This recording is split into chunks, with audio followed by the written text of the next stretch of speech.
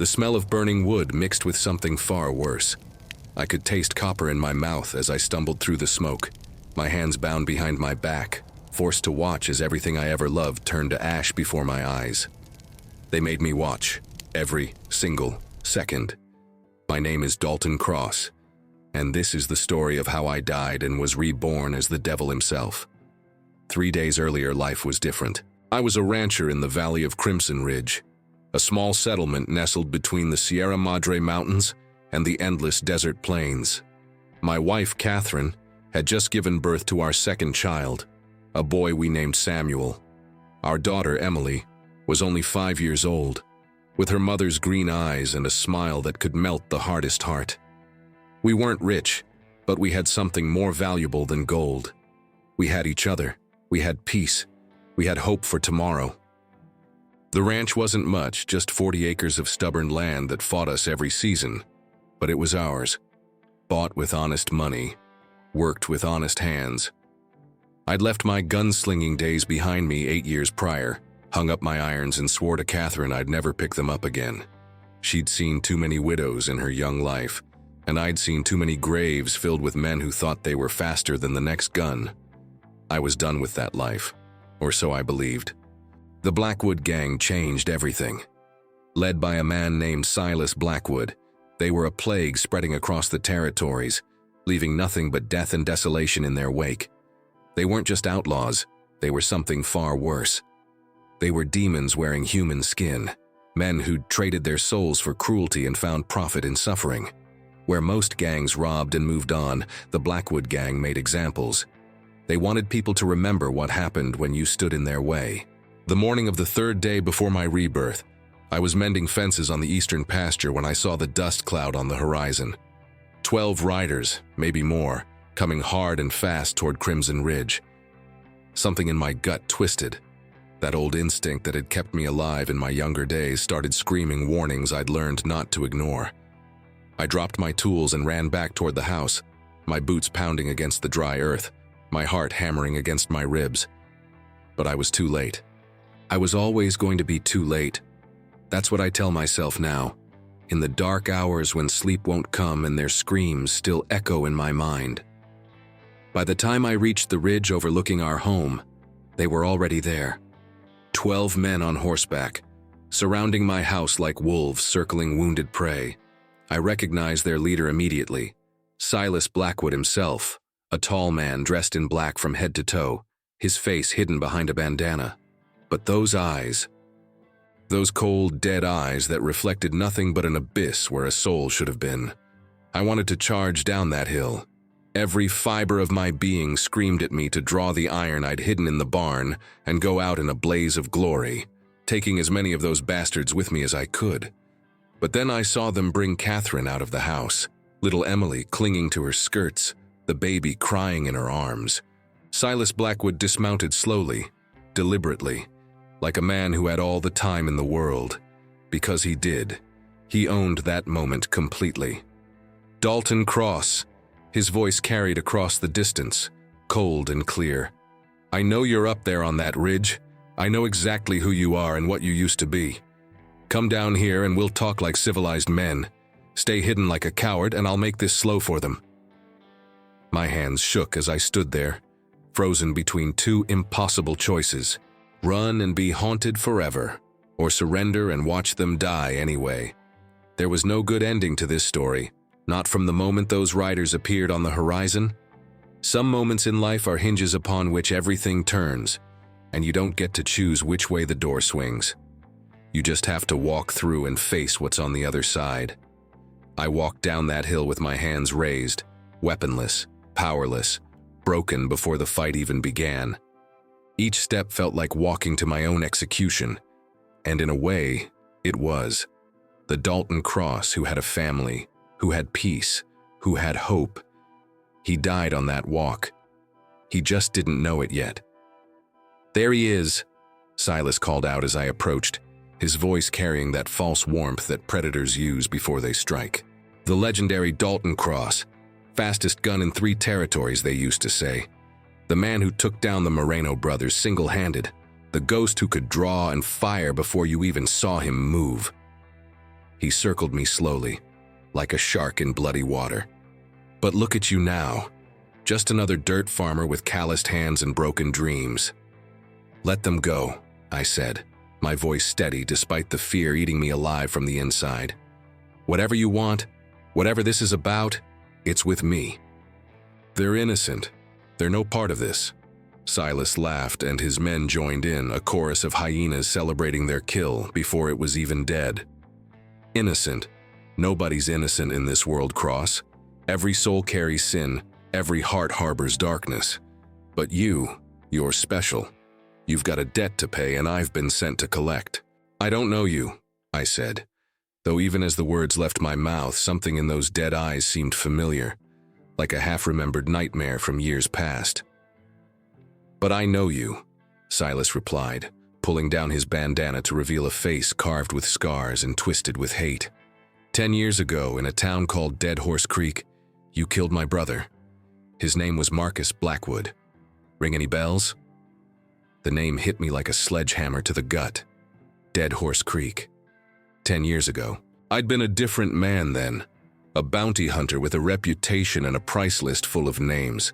Marcus Blackwood had been one of them, wanted for murder, rape, and robbery across 4 territories. The bounty was substantial, but that wasn't why I'd taken the job. He'd killed a family outside of Santa Fe, including 2 children. That's where I drew my line in the sand, even back in those dark days. Men who hurt children didn't deserve mercy. They didn't deserve a trial. They didn't deserve to breathe the same air as decent folk. I'd tracked Marcus for 6 weeks across the harshest country God ever created, through deserts that could cook a man in his own skin and mountains that could freeze him solid overnight. When I finally caught up to him in Dead Horse Creek, he'd gone for his gun. It was a fair fight, or as fair as anything gets in this world. He drew first, but I was faster. Always faster. He died in the street with a bullet through his heart, and I collected my $500 and rode away without a second thought. But now his brother stood before me, and I realized that every bullet we fire has a trajectory that extends far beyond the moment of its firing. Every life we take creates ripples that spread outward, touching people and places we'll never see, setting in motion chains of events we can never predict. I'd killed Marcus Blackwood to protect innocent children I'd never met, and now my own children would pay the price for that choice. I remember, I said quietly, meeting Silas's gaze without flinching. He was a murderer and a monster. He got what he deserved. If you've come for revenge, then take it, put a bullet in me and be done with it, but let my family go. They've done nothing to you. Oh, I'm going to put many bullets in you, Silas said with a smile that belonged in hell itself. But not yet. First, you need to understand what it feels like to lose everything.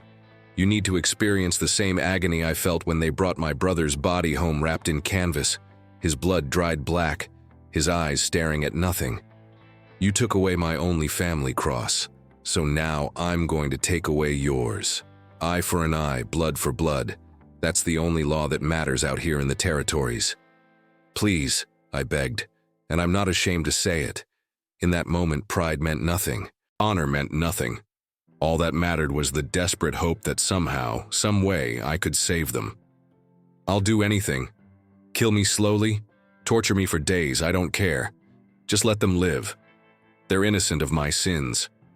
Silas considered this for a moment, tilting his head like a curious predator examining prey that had just made an interesting sound. Anything? He asked. Would you really do anything to save them? Yes, I said without hesitation. Anything. Then here's my offer, Silas said, his voice dropping to something almost intimate, almost kind, which made it all the more horrifying. You're going to rob the Silver Creek Bank for me. It's heavily guarded, nearly impossible to crack. But you're Dalton Cross. You've got skills, connections, a reputation that opens doors.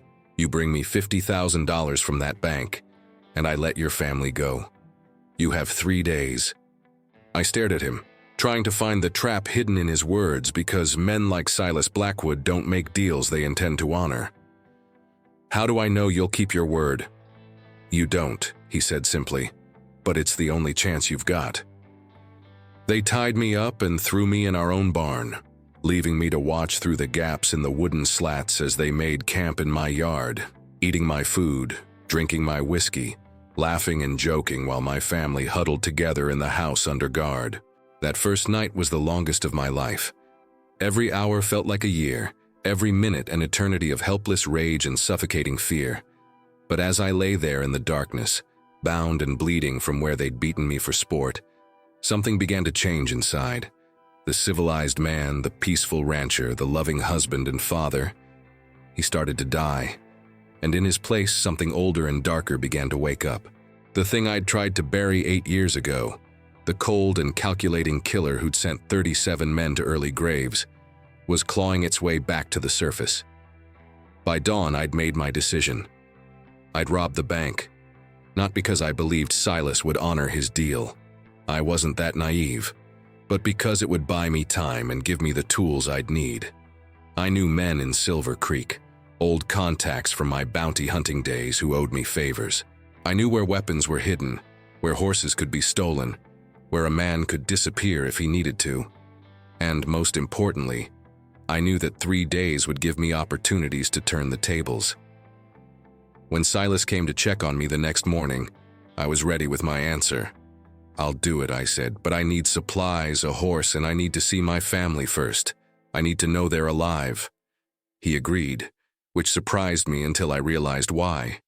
He wanted me to see them. He wanted me to look into Catherine's terrified eyes, to hear Emily crying, to watch Samuel squirm in his mother's arms. He wanted to forge that image into my mind so it would haunt me every second I was gone, ensuring I'd come back with the money. It was psychological torture of the highest order, and it worked perfectly. They brought me to the house with my hands still bound. Catherine's face was bruised where one of them had struck her for talking back. The sight of those marks on her skin made something inside me snap, but I kept my face blank, showed nothing. I'd learned long ago that showing weakness to predators only encouraged them to bite harder. "Dalton," Catherine whispered, tears streaming down her face. "What's happening? What do they want?" "Everything's going to be fine," I lied. And I saw in her eyes that she knew it was a lie, but she nodded anyway because sometimes we need lies more than truth. "I have to go away for a few days, but I'll come back. I promise you, I'll come back." Emily wrapped her small arms around my legs, and I couldn't hug her back with my hands tied. That moment, that simple inability to hold my daughter when she needed me, that's when I truly understood what I had to become. There would be no mercy, no hesitation, no civilized rules of engagement. Silas Blackwood had declared war on my family, and I would answer with a level of violence that would echo through the territories for years to come. "Be brave," I told Emily, kneeling down to look her in the eyes. "Be brave for Mama and your brother. Can you do that for me?" She nodded, her little face screwed up with the effort of not crying. "Will you bring me a present when you come back?" The innocence of that question nearly broke me. "The best present in the world," I promised. "Now go back inside with Mama." They cut my bonds and gave me a horse, a rifle with 6 bullets, and a canteen of water. Nothing else. Silas stood there watching me mount up, that cold smile never leaving his face. 3 days, Cross. You've got 72 hours to rob that bank and get back here with my money. 1 minute late and I start cutting pieces off your wife while you listen to her scream. Understand?" "I understand," I said, my voice flat and emotionless. I'd already started building walls around my heart, preparing for what was to come. I rode hard for Silver Creek, pushing the horse until foam flecked its mouth and its sides heaved with exhaustion. The town sat 3 hours north, a prosperous mining community that had grown fat on silver strikes and Chinese labor. The bank held the payroll for 6 different mining operations, making it one of the richest targets in the territory. It was also one of the most heavily defended, with armed guards, a vault designed by Eastern engineers, and a sheriff who'd once been a Pinkerton agent. Robbing it alone would be suicide. But I wasn't planning to rob it alone, and I wasn't planning to rob it at all. As I rode, I thought about every man I'd ever known in my old life, every contact and connection from my bounty hunting days. Most were dead or in prison, but a few still operated in the gray areas between law and lawlessness. Men who valued loyalty over legality, who understood that sometimes the rules need to be broken to set things right. I needed to find these men, and I needed to do it fast. I reached Silver Creek just after noon, the sun beating down like a hammer on an anvil, turning the dusty streets into a heat-shimmer mirage. The town hadn't changed much in 8 years. Still the same false-fronted buildings, the same mix of miners, gamblers, and whores trying to separate fools from their money. But I had changed. The last time I'd ridden through these streets, I'd been a man with a reputation. Now, I was a ghost returning from the grave, and ghosts can do things the living cannot. My first stop was the Golden Nugget Saloon, a dive bar on the edge of town where men who didn't want to be found tended to congregate. I tied my horse outside and pushed through the batwing doors, my eyes adjusting to the dim interior. The smell of stale beer, cigarette smoke, and unwashed bodies hit me like a physical force. Some things never change. The bartender was a mountain of a man named Big Mike Sullivan, an Irish immigrant who'd come west looking for gold and found steady work breaking fingers and faces for the saloon owner. He'd been one of my informants back in the day, feeding me tips about wanted men passing through town in exchange for a cut of the bounty. When he saw me walk in, his eyes went wide with recognition. "Jesus, Mary, and Joseph," he breathed. "Dalton Cross. They told me you were dead, or retired, or turned respectable. Which of those lies should I believe?" "None of them," I said, approaching the bar. "I need information, Mike, fast and accurate. Lives depend on it." He glanced around the nearly empty saloon, then leaned forward and lowered his voice. "What kind of information?" "I need to find Thomas Red Hand Morgan, Jacob Pike, and Maria Consuela. Are any of them still in the territory?" Mike's face went grave. Those were serious names, dangerous people from a dangerous time. "Red Hand's running a ranch about 10 miles east of here. Gone mostly straight from what I hear, though he still takes jobs when the price is right. Pike's in the territorial prison over in Yuma. Been there for 3 years now. But Maria's right here in Silver Creek. Runs a boarding house on the south side of town. Respectable establishment, if you believe that." "I don't," I said, because Maria Consuela had never done a respectable thing in her life. She was a smuggler, a forger, and an expert in the art of making people disappear when they needed to. If anyone could help me, it would be her. "One more thing," I said. "What do you know about Silas Blackwood?" The color drained from Mike's face. "You don't want to know about Silas Blackwood, Cross. That man's trouble of the worst kind. He's got a gang of 20 or more killers, all of them loyal unto death.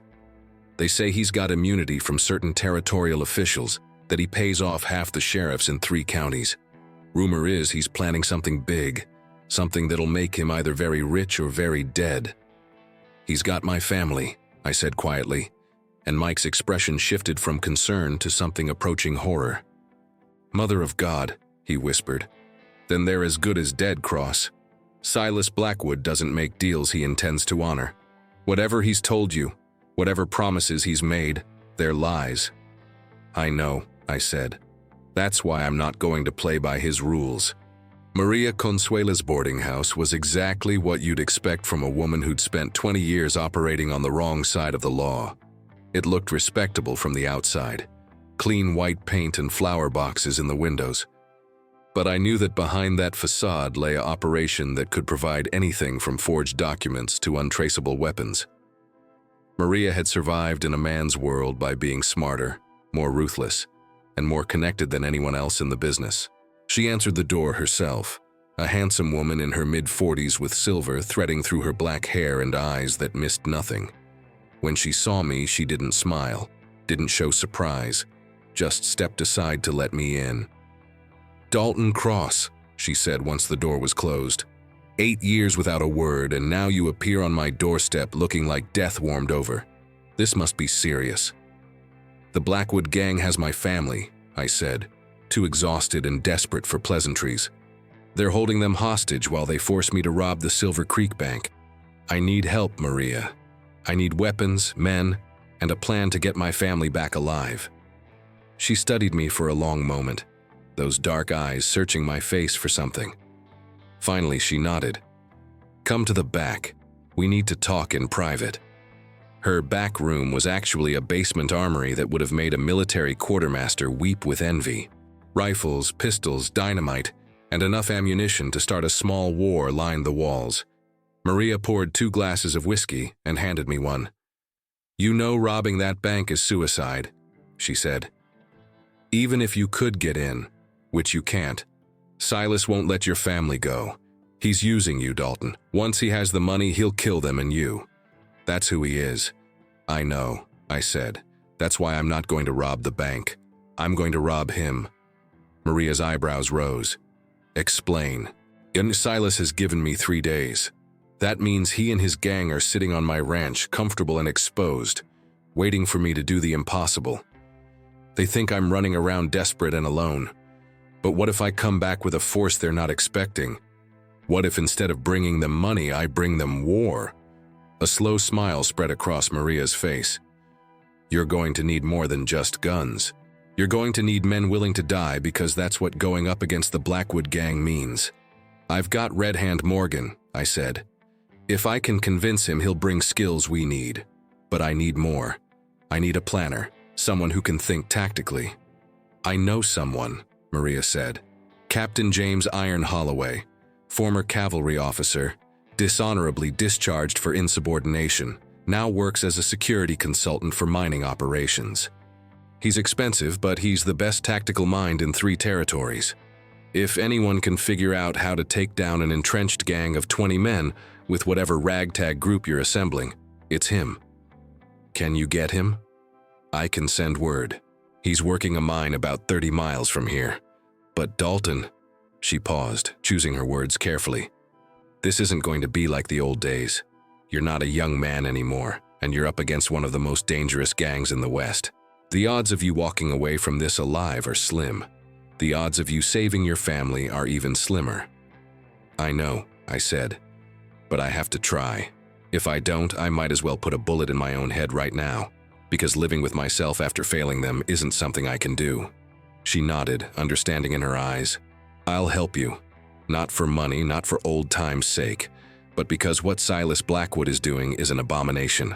Every outlaw in the territory knows there are lines you don't cross, and he's crossed all of them." Over the next 6 hours, Maria and I worked out the bones of a plan. She would contact Captain Holloway and anyone else who might be willing to help. I would ride out to Red Hand Morgan's ranch and try to recruit him. We'd all meet back in Silver Creek in 18 hours to finalize our strategy. It was rushed, desperate, and had 1,000 ways to go wrong. But it was a plan, and a plan gave me something I'd been lacking since Silas Blackwood rode onto my land: hope. Before I left, Maria handed me 2 Colt .45 revolvers, both oiled and loaded, along with a rifle and enough ammunition to fight a small battle. "These are on the house," she said. "Consider them a gift. Your family deserves better than what this world is giving them." "Thank you," I said, meaning it more than she'd ever know. "Don't thank me yet," she replied. "Wait until we're all still breathing on the other side of this." The ride to Red Hand Morgan's ranch took me through some of the most beautiful country in the territory. Rolling hills covered in golden grass, stands of cottonwood trees following a winding creek, mountains purple in the distance. It was the kind of landscape that made you believe in God and goodness, in the possibility that life could be simple and pure. But I'd lost that kind of faith somewhere between watching my family taken hostage and loading these guns at my hip. Red Hand's ranch was smaller than mine had been, but better maintained. Cattle grazed in fenced pastures, and I could see a new barn being constructed near the main house. This was the property of a man who'd found peace and was trying to hold on to it. I almost hated myself for what I was about to ask him to give up. He met me on the porch, a Winchester rifle cradled in his arms, not pointing at me, but ready to be if needed.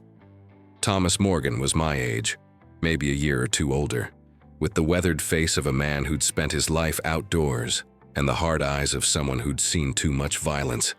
His hands were massive and scarred, the right one bearing the faded burns that had earned him his nickname 20 years ago in a shootout that had become legend. "Dalton Cross," he said, his voice neutral. Didn't expect to see you again in this lifetime. Heard you'd gone respectable. I tried, I said, dismounting and keeping my hands visible and away from my guns. Didn't take. Mind if we talk? He considered this for a moment, then nodded toward a pair of chairs on the porch. Talk fast. My wife doesn't like strangers, especially ones wearing guns like they remember how to use them. I told him everything. The Blackwood Gang, my family held hostage, the impossible demand, and the plan Maria and I had started forming. As I talked, I watched his face for reactions, but Red Hand had always been good at hiding what he felt. Years of playing poker in dangerous places had taught him that skill. When I finished, he was quiet for a long time, staring out at his cattle and his land, at the life he'd built for himself after leaving the violent chaos of his youth behind. Finally, he spoke. "I've got a wife and 2 children of my own," he said quietly. "I promised them I was done with killing, done with that life. I built this ranch with honest work, and I aim to pass it down to my kids without the stain of blood money on it." "I understand," I said, standing up to leave. "I shouldn't have come. I'm sorry for asking."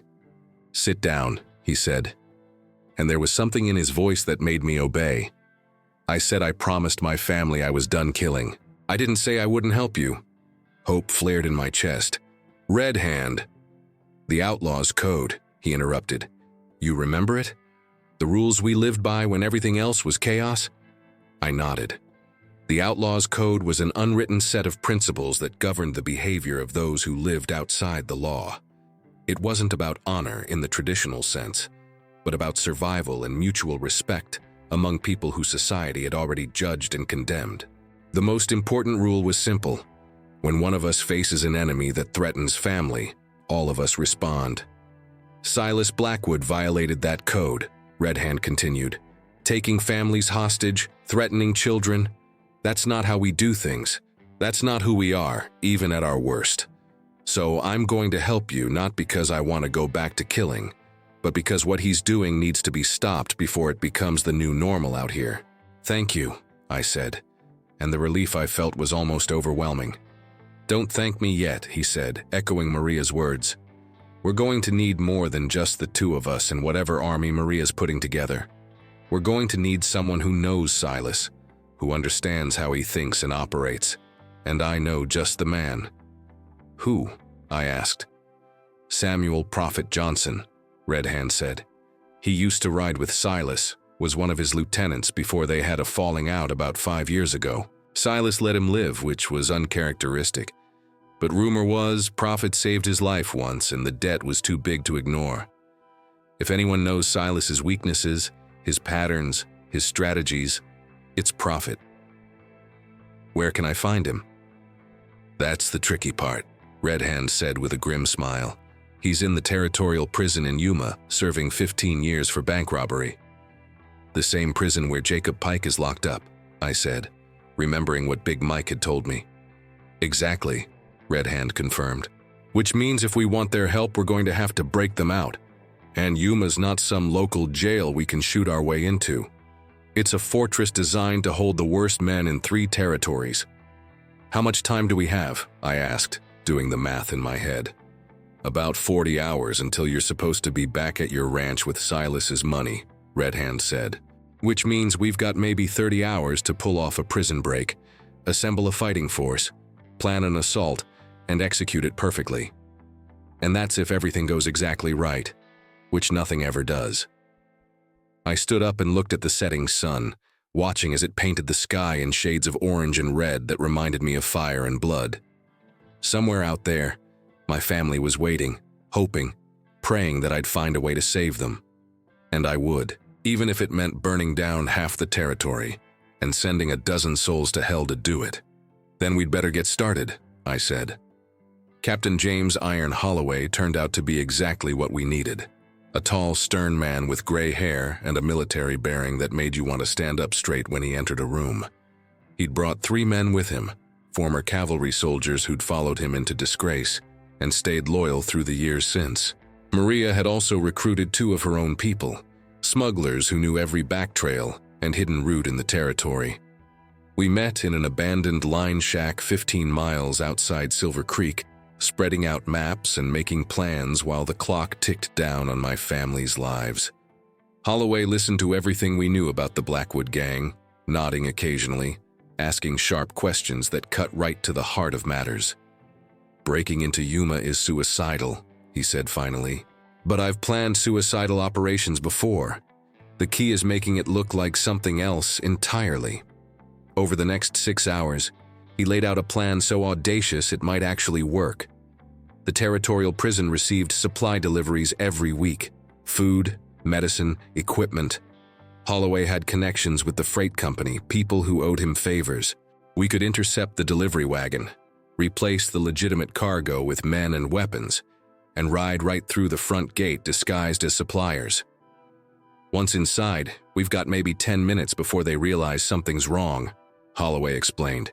"That's 10 minutes to locate Johnson and Pike, get them out of their cells, fight our way back to the wagon, and escape before the entire garrison comes down on us." "What about casualties?" I asked.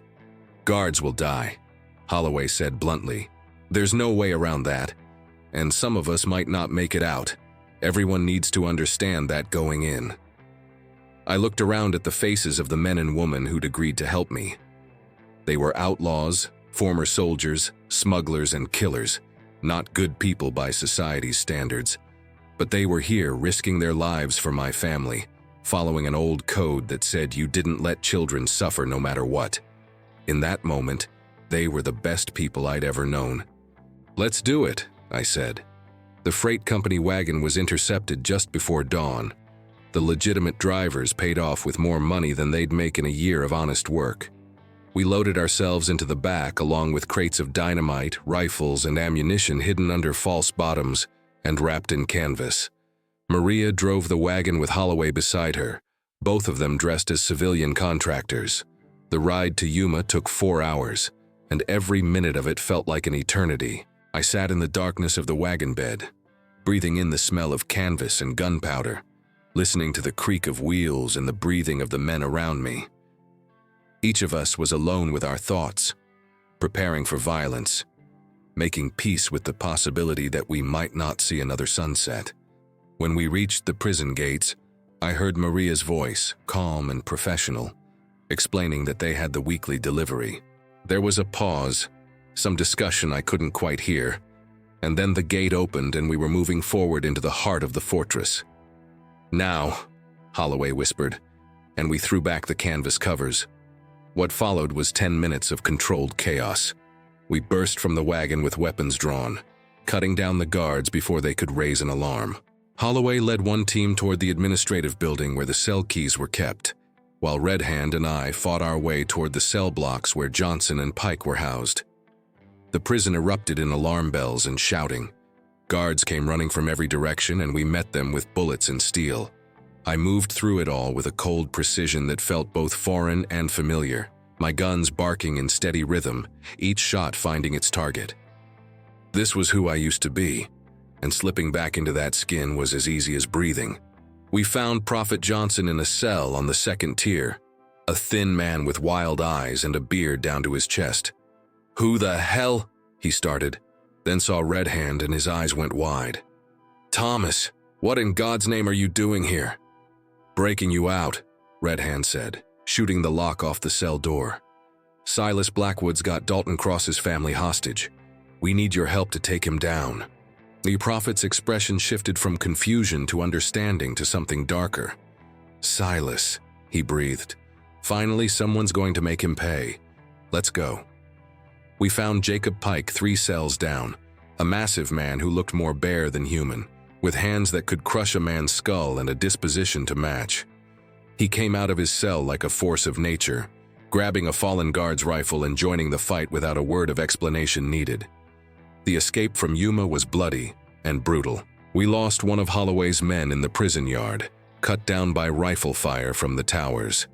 Another of Maria's smugglers took a bullet in the leg but managed to drag himself into the wagon before we thundered back through the gates, leaving bodies and chaos behind us. We rode hard for 12 hours straight, changing horses twice, taking back trails that only Maria knew. By the time we made camp in a box canyon 30 miles from my ranch, We had less than 16 hours before Silas's deadline expired. Prophet Johnson sat by the fire that night, drawing maps in the dirt with a stick, explaining everything he knew about how Silas operated. "He's paranoid," Prophet said. "Always expects betrayal, always plans for it. He'll have lookouts posted on every approach to your ranch, Cross. He'll have your family under constant guard, probably in separate locations so you can't free them all at once. And he'll have a backup plan. If things go wrong, he'll kill them immediately, rather than let them be rescued." "So how do we get them out alive?" I asked. "We don't assault the ranch," Holloway said, studying Prophet's dirt maps. "That's what he'll be expecting. Instead, we draw him out, make him come to us." "How?" I asked. "You're supposed to bring him money from a bank robbery," Holloway said. "So we give him money. We stage a robbery right here, right now in Silver Creek. We hit the bank tonight, get the money, and you ride to your ranch with it tomorrow as planned. Silas will think you succeeded, that his plan worked.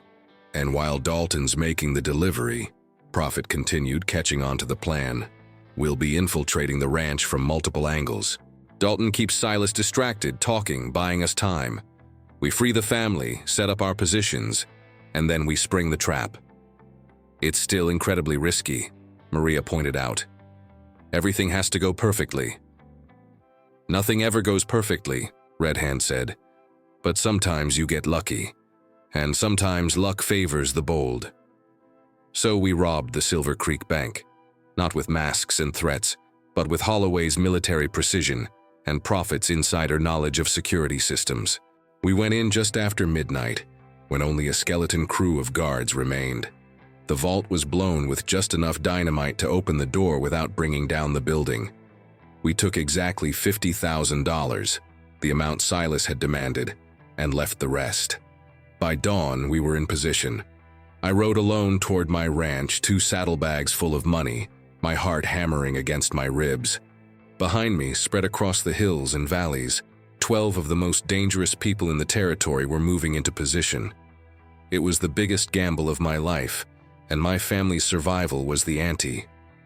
As I crested the ridge overlooking my home, I saw them. The Blackwood Gang standing in my yard, waiting. Silas stood in front of the house, my wife and children visible through the window behind him. He saw me coming and smiled that cold, dead smile. "Right on time, Cross," he called out. "I'm impressed. Did you bring my money?" "I brought your money," I said, dismounting slowly, keeping my hands visible. "Now let them go. That was the deal." Silas laughed, and the sound made my blood run cold. "The deal? There was never any deal, Cross. Surely you're not that naive." He drew his pistol and aimed it at my head. Around him, his men did the same, 20 guns pointing at me from every direction. "You killed my brother," Silas said, "and now I'm going to kill everything you love, starting with you. But first I want you to watch them die, just like you made me watch Marcus die." Time seemed to slow down. I saw Silas's finger tighten on the trigger, saw my wife's face pressed against the window, her mouth open in a silent scream, saw Emily beside her, too young to understand but old enough to be terrified. And then all hell broke loose. The first shot came from the ridge behind the house, Red Hand with his rifle, the crack echoing across the valley. One of Silas's men dropped, a neat hole between his eyes. Before anyone could react, shots erupted from every direction. Holloway and his soldiers poured fire from the barn. Maria and her people opened up from the southern tree line. Pike and Prophet came charging in on horseback from the east, guns blazing. The Blackwood Gang scattered, diving for cover, returning fire in every direction. But they'd been caught completely off guard, confident in their superiority, and now they were paying for that arrogance. I drew my own pistols and moved, not toward cover but toward the house where my family was trapped. Silas fired at me, missed, fired again. I felt the bullet tug at my sleeve but kept moving. He was backing toward the house, using my family as shields, his face twisted with rage and disbelief. This wasn't how it was supposed to go. He was supposed to be in control, supposed to be the predator. Now he was just another animal fighting for survival. I reached the porch and kicked in the door, pistols raised. The guard inside died before he could raise his rifle. I moved through the house, room by room, feeling like I was floating outside my body, watching myself move with the lethal efficiency of a machine built for killing. I found them in the bedroom, Catherine clutching Emily and Samuel, a Blackwood man holding a gun to Catherine's head. His hands were shaking, his eyes wide with fear. He was young, maybe 20, probably thought joining the gang would make him famous. Now he was just scared, trapped, knowing he was about to die. "Let them go," I said, my voice calm, both pistols aimed at his head. "Let them go and you can walk out of here alive. That's more mercy than you deserve." "You're lying," he stammered. "You'll kill me anyway." "Maybe," I said. "But if you hurt them, I guarantee I'll make it slow. Your choice. Make it fast." He looked at my eyes and saw his death reflected there. The gun fell from his hand, and he ran, bursting through the door and disappearing into the chaos outside. I didn't chase him. Let him live with the shame of his cowardice. "Dalton," Catherine sobbed, rushing into my arms, children pressed between us. "I knew you'd come. I knew you wouldn't leave us." "Get to the root cellar," I said, kissing her forehead, Emily's head, touching Samuel's tiny hand. "Lock the door from the inside and don't come out until I call for you. No matter what you hear, stay hidden. Understand?" She nodded, gathering the children, and I watched them disappear through the trapdoor in the kitchen floor. Then I went back outside to finish this. The yard was a war zone. Bodies lay scattered in the dust, some from the Blackwood Gang, some from our side. The surviving gang members had rallied behind the barn, using it for cover, but we had them surrounded, and they knew it. It was only a matter of time. I found Silas behind the water trough, reloading his pistol with shaking hands. When he saw me, his face went pale. "This isn't possible," he breathed. Who are these people?" "Ghosts," I said, walking toward him. "Ghosts you awakened when you threatened my family. See, you made a mistake, Silas. You thought I was alone. You thought I was weak because I'd left my old life behind. But the thing about old lives is they never really leave you. They're always there, sleeping, waiting for a reason to wake up." He fired at me. The bullet hit me in the shoulder, spinning me around, but I didn't go down. The pain was distant, unimportant. I raised my pistol and fired once. Silas Blackwood fell back against the trough, a red stain spreading across his black shirt. "Marcus," he whispered, blood bubbling on his lips. "I just wanted to make you pay." "I did pay," I said, standing over him. "I paid with 8 years of peace. I paid with the man I tried to become, and now you're paying with everything you have. Tell your brother I said hello in hell." His eyes went empty. The last of the Blackwood brothers was gone. The shooting stopped gradually, as the surviving gang members threw down their weapons and raised their hands. Some tried to run and didn't make it. Others surrendered and were tied up to be delivered to the territorial marshal. When the smoke cleared and the silence settled over the battlefield, we'd won. But at what cost? 3 of Holloway's men were dead. One of Maria's smugglers wouldn't see another sunrise. Prophet had taken a bullet in the gut and was bleeding bad. The ranch, my home, was riddled with bullet holes and stained with blood. Nothing would ever be the same. I called down to the root cellar, and Catherine emerged with our children, her face pale but determined. She looked at the bodies, at the blood, at me standing there with a gunshot wound in my shoulder and death in my eyes, and she didn't recoil. She just walked over and wrapped her arms around me. "It's over," I said. "It's finally over." But even as I said the words, I knew they weren't entirely true. The Blackwood Gang was destroyed, yes. Silas was dead. My family was safe. But something in me had changed. The peaceful rancher was gone, buried in the same unmarked grave as the 37 men I'd killed over the years.